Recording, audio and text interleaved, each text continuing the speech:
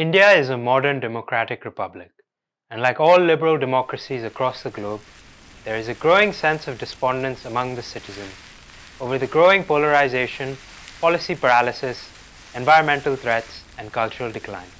The Indian state seems to be in conflict with its civilizational identity, afflicted by a disorienting colonial hangover that makes it discount its own heritage.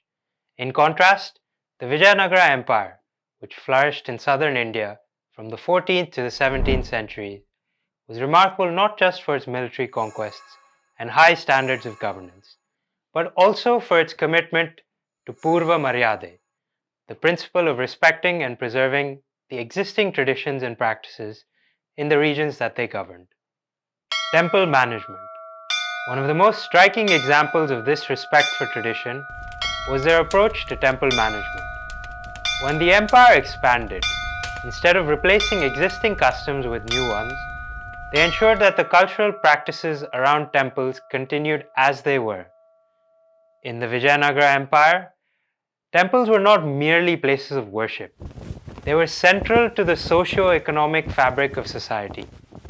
The empire's rulers understood that temples played a vital role in the community and ensured that their management was conducted with the utmost care and integrity.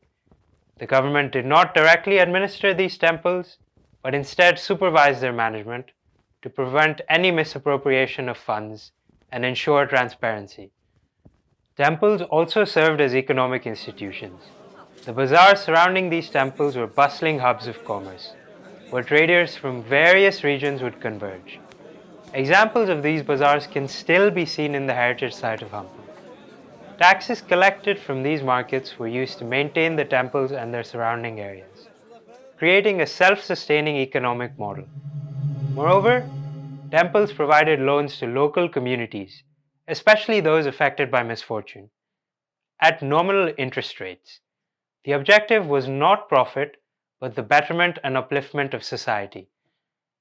Endowments given to these temples by emperors were strategically invested in local infrastructure, such as irrigation systems, which in turn boosted agricultural productivity. One great example of this is the Srirangam temple. They invested in the development of local irrigation, ensuring that the surrounding fields remained fertile and that the community thrived. Town planning. The Vijayanagara Empire was also ahead of its time in terms of urban planning and infrastructure development. The capital city of Vijayanagara, which is now known as Hampi, was a marvel of town planning, with sophisticated network of roads, markets, and public spaces that catered to both the needs of its citizens and the demands of the empire. One of the most impressive feats of engineering in the empire was the construction of a vast network of aqueducts. These aqueducts ensured a consistent and reliable supply of water to the city. This was crucial for both daily life and agricultural purposes. This advanced understanding of hydraulic engineering allowed the empire to sustain a large population and support a thriving agricultural economy. In addition to the aqueducts, the empire also constructed chatrams. These were rest houses that were strategically placed throughout the empire. These chatrams provided shelter and food to travelers and traders, ensuring their safety and comfort as they moved throughout the empire. This network of rest houses also facilitated trade and communication, contributing to the empire's economic prosperity. Duties of the ruler. In the Vijayanagara Empire, rulers were seen as the custodians of dharma, or righteousness and moral duty. Their responsibilities extended far beyond governance, encompassing the welfare, prosperity, and spiritual upliftment of their subjects. Two of the most celebrated rulers of the Vijayanagara Empire, Krishna Devaraya and Venkatapati Raya, exemplified these ideals in both word and deed, providing a sharp contrast to the political leadership often observed in modern India. Krishna Devaraya, who reigned from 1509 to 1529, was known for his wisdom, military prowess, and deep concern for the welfare of his people. His approach to governance was guided by a strong sense of responsibility towards his subjects. He took proactive measures to ensure that the empire's prosperity was shared among all, particularly through large-scale irrigation projects that stabilized agricultural production. During times of drought, he reduced taxes on farmers, recognizing that the welfare of his people was paramount.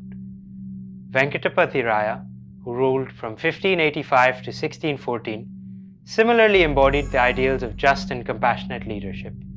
His governance was marked by a commitment to fairness, justice, and the spiritual welfare of his people. He believed that a ruler must be deeply connected to his subjects, understanding and addressing their needs directly. Art and architecture. Art and architecture reached new heights of sophistication and grandeur under the rulers of this empire. The distinct architectural style of this period was characterized by intricate carvings, grand gopurams, temple towers, and the use of granite in construction. The World Heritage Site of Hampi, with its magnificent temples and palaces, is a great example of this architectural brilliance of the empire. One of the most famous architectural marvels from this period are the musical pillars of the Vithala temple in Hampi.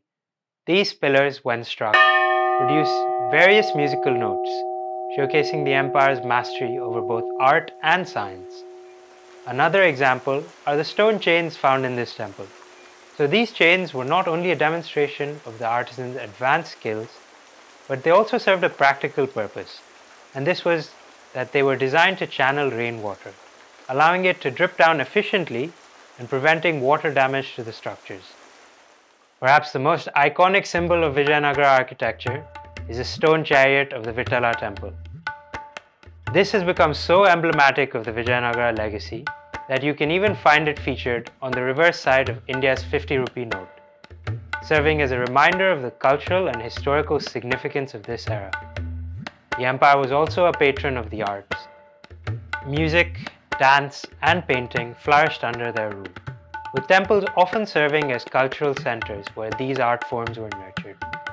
Temples would host performances and festivals, drawing artists and audiences from across the empire.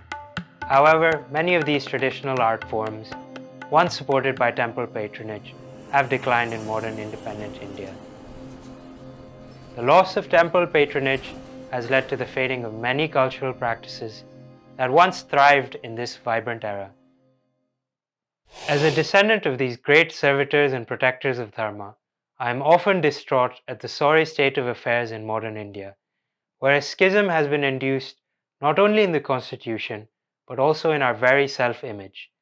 I dream of the day where our temples are free from the crutches of external governmental influences, so that they can once again act as channels of divine grace and bless our communities with abundance and wisdom. This is Tirumala Devaraya for Upword.